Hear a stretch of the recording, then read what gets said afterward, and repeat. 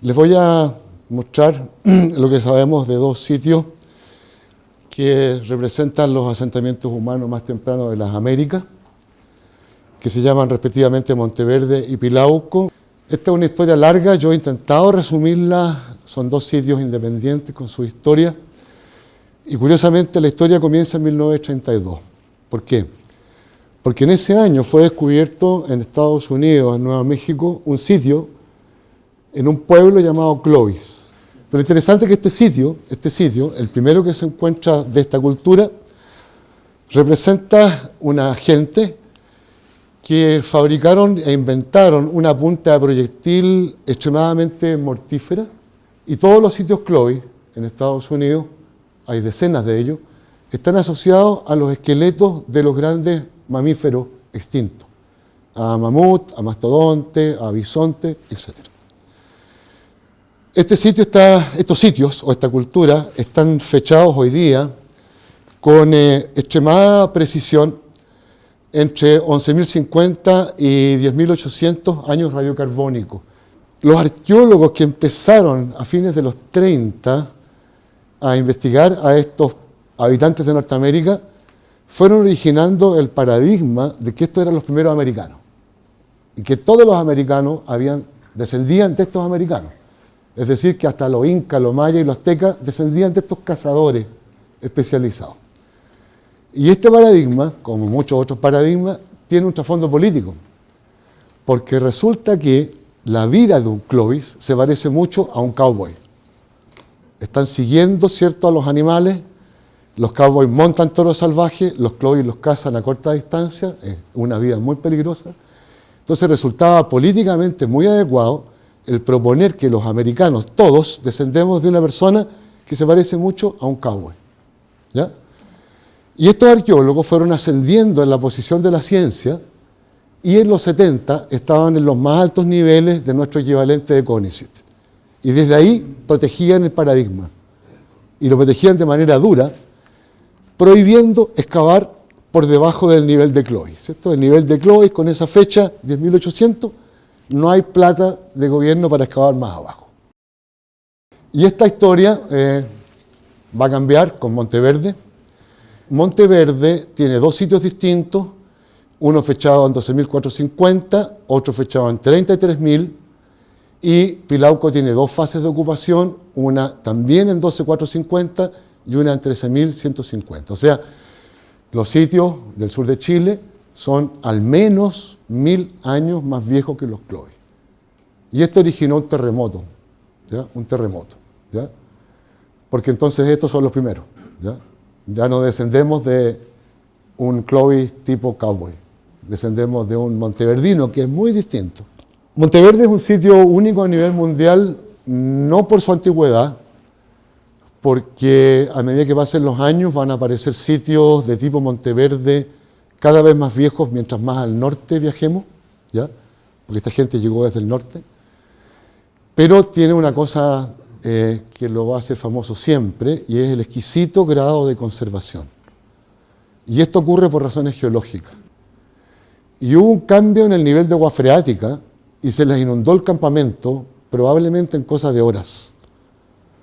Por ende quedó conservada toda su parafernalia, todas sus herramientas, toda su comida, todos sus cueros, su carne, ¿ya? Y se originó un pantano. Y este pantano, por sus condiciones anóxicas, permitió que se conservara lo orgánico. O sea, lo habitual de un sitio de esta antigüedad es que haya huesos y piedras, y punto. Aquí está todo lo orgánico conservado y se ha podido entonces recrear exactamente el modo de vida. Entonces, Monteverde está protegido con un sello anóxico que evite que el oxígeno pudra y un segundo sello de fierro que evita que el agua percole. Y por eso el exquisito grado de conservación. Notablemente, la industria de piedra es primitiva, ¿ya? La mayor parte de los artefactos son rodados del arroyo, 2-3 golpes, un filo, y se ocupan hasta que el filo se pierde, se bota y se fabrica otro, ¿ya? Y con arqueología experimental los arqueólogos descubren para qué lo usaron, porque quedan huellas en la piedra, quedan rastros en la piedra. Entonces algunos fueron para cuero, otros para carne, otros para vegetales, otros para madera. Se comieron en Monteverde a 5 diferentes confoterios, pero no fueron destazados en el sitio. Las presas llegaron, ¿ya? Y en negro está marcado la presería, ¿eh? Los cráneos no están, pero sí parte de las defensas, ¿ya? La gente le llama colmillos a los marfiles de todos los parientes de los elefantes, pero no son colmillos porque no son carnívoros. De hecho, no tienen colmillos. Son las paletas, ¿eh? Son los incisivos que se transforman en defensa, ¿ya? Y lo más interesante es que una de estas defensas de marfil fue transformado en un formón. Estos monteverdinos eran eximios carpinteros. Por eso la gente de Chiloé es capaz de fabricar una iglesia sin clavos. Porque la tradición carpintera fue inventada en Monteverde hace 12.500 años atrás. Sabían diferenciar las maderas blandas de las duras. Las blandas como el mañío eran capaces de fabricar tablas con cuña, tal cual un leñador hoy día en el bosque. Y las duras como la luma, las lanzas están hechas en luma, eran trabajadas con fuego. Quemaban la luma y cuando la luma se empezaba a carbonizar, detenían la combustión y raspaban el carbón, ¿ya? Las lanzas, los palos de cavar y las palancas que tienen muy grandes están todas hechas en luma. Esta es una colección actual de algunas de las plantas que los monteverdinos comían. Los monteverdinos tenían una economía basada en la recolección de las plantas. Comían carne cuando podían, huevos de animales cuando podían, ranas cuando podían, pero fundamentalmente se alimentaban de plantas. Conocían las papas y en Monteverde está registrada la papa silvestre más vieja de la tierra. Se comían los brotes de todos los bambús chilenos. Se comían todas las frutas de todos los árboles, ¿cierto? Todas las mirtáceas chilenas originan fruto. La luma da un fruto, toda la murta, el calafate, se lo comían. Todos los hongos, los múltiples hongos del sur de Chile, los gargales, los loyos, estaban en la dieta, así que eran papas con hongos, ¿ya? No eran solamente papas. Y lo más interesante fue un paper, una publicación, porque nosotros guardamos muestras. Sabiendo que las cosas van a cambiar, en esa época guardamos muchas muestras y reanalizamos muestras viejas con técnicas nuevas y logramos identificar una serie de algas. Entonces publicamos este paper en Science. Esto es como el final de una historia científica, ¿cierto? Publicar en Science. Y fue un proceso muy bonito, muy bonito. Los editores aceptaron la publicación y nos dijeron, vamos a mandarlo a los árbitros. Y esto es muy rápido. Y una semana después, 2 árbitros estaban de acuerdo con el paper y el tercero no, y claramente era policía de Chloe. Entonces ese árbitro dijo lo siguiente: esas algas llegaron con el viento. El viento marino levantó las algas de la costa y las tiró hasta Monteverde, y ustedes están hablando cosas que no existen. Orgullosamente mi hija, que está aquí, la Daniela, que es antropóloga, había recorrido previamente toda la costa de Puerto Montt y Maullín, entrevistando a las comunidades indígenas y pescadores, para saber en qué usaban las algas.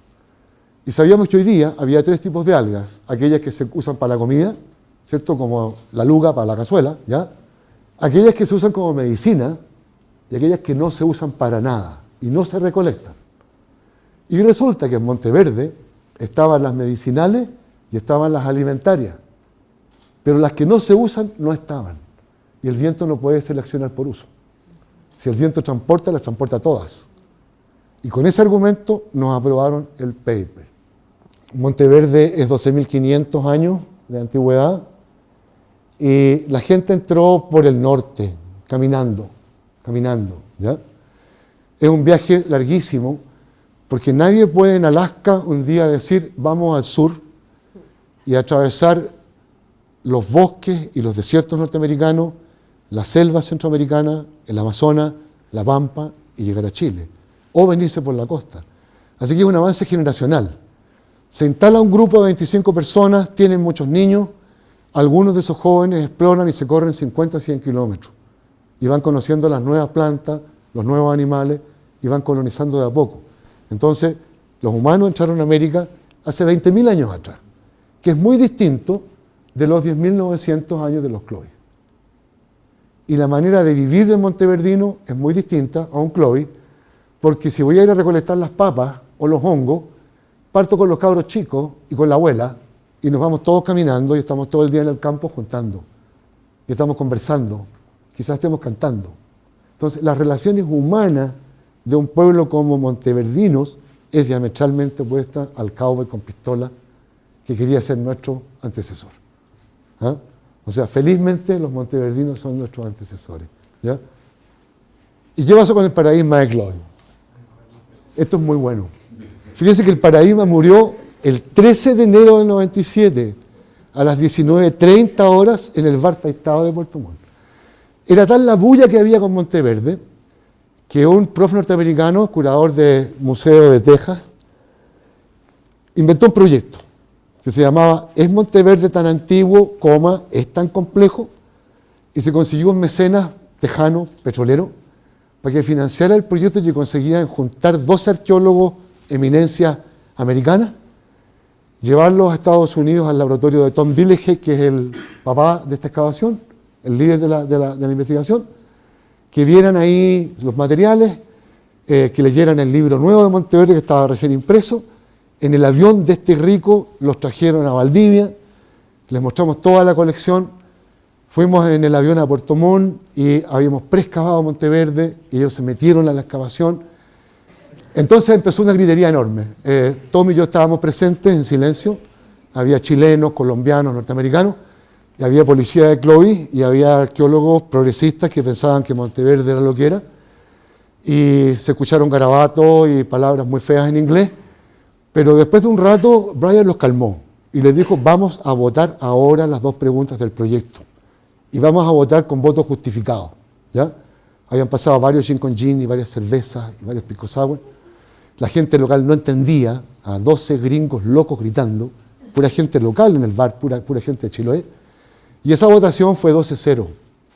Y en ese momento se levanta y dice, brindo por la muerte del paradigma de Chloe. Y eso fue a las 19:30 horas en ese bar.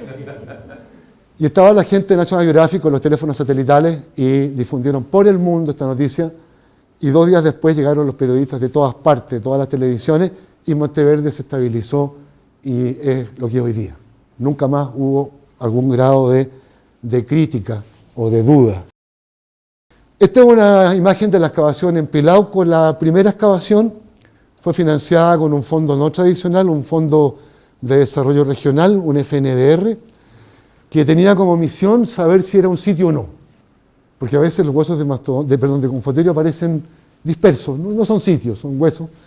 Entonces excavamos 8 meses y con esta excavación demostramos que sí era un sitio, estaba bien conservado también, aquí también hay turba, y nos permitió postular a un Fondesit que todavía está vigente.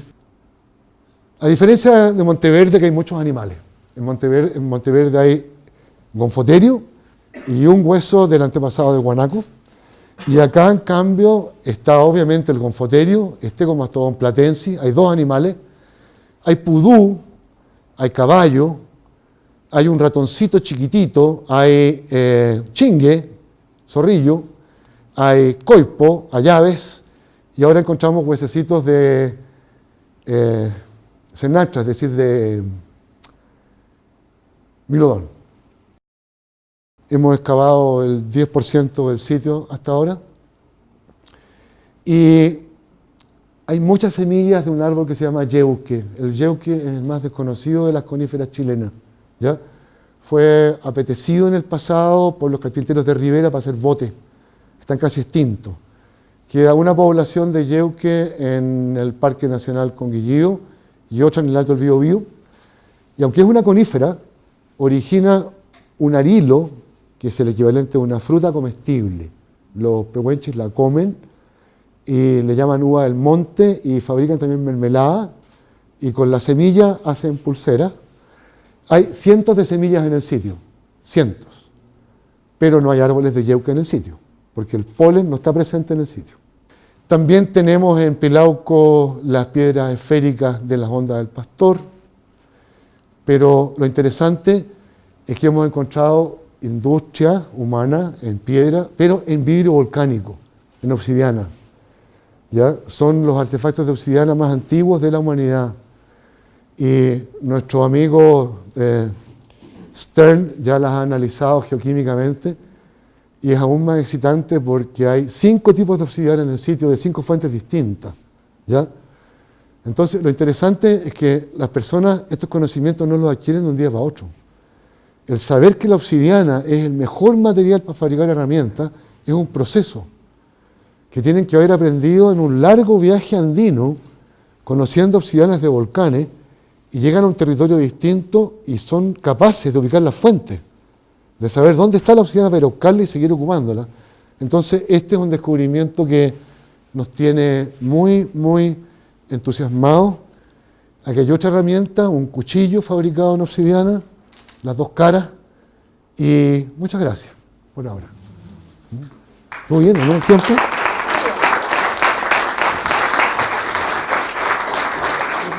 Al callo.